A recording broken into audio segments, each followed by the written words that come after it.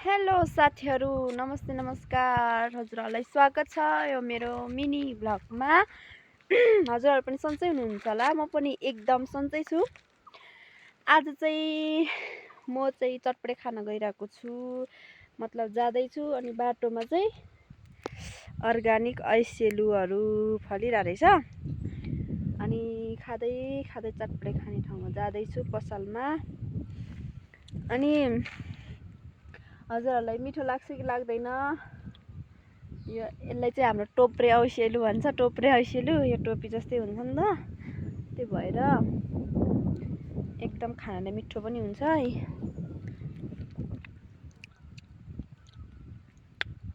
कति धेरै फलिरहेको रहेछ यो।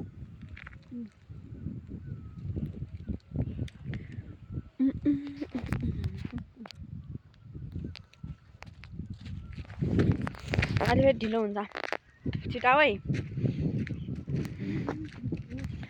जाँदैछौँ चटपटे खाने ठाउँ चाहिँ अलि टाढै छ भनौँ न। समथिङ 20 मिनट जति लाग्छ होला। अनि जाँदैछौँ।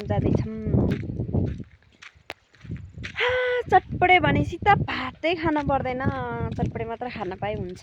के भएको यस्तो मलाई मात्रै हुन्छ कि सबैजनालाई यस्तो हुन्छ होइन?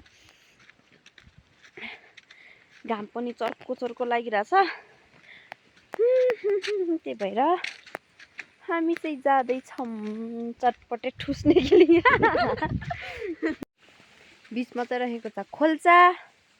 हामी त्यसरी खोल्चा यस्तो जङ्गलको बाटो हुँदै जानुपर्छ क्या चटपटे खानको लागि। म चाहिँ जाँदैछौँ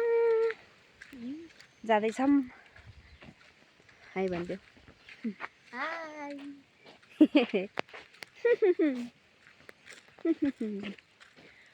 अब हामी दोकानमा गएपछि देखाउँछौँ गाइजहरू।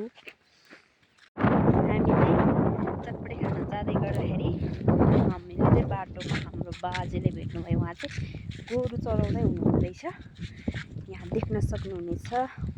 चटपटे जब नि लबा मेछा बा ए बाटै पछि फेरि यस्तो फुलहरू टिप्दै सिउरिँदै होइन, नाटक पार्दै के नाटक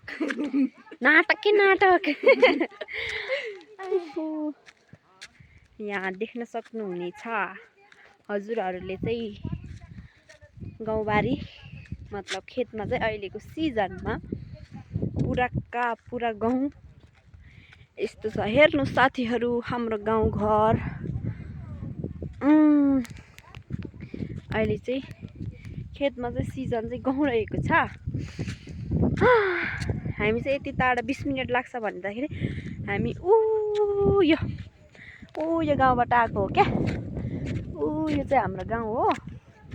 अनि चटपटे खाना आएको गाउँ चाहिँ यता रहेको छ साथीहरू।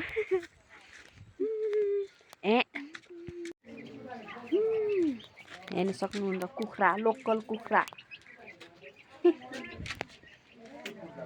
फाइनली हामी चाहिँ पसलमा आइपुगिसकेको छौँ। पसलमा चाहिँ धेरै मान्छेहरू रहेको छ।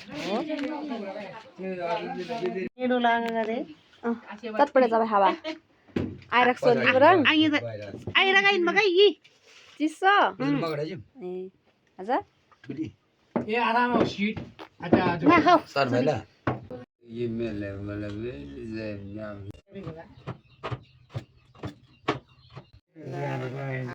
सुपले गेरी नि बोला बोते कमेडी भाइजो। फाइनली हामीले चटपटे खाने ठाउँमा आइपुगिसक्यौँ।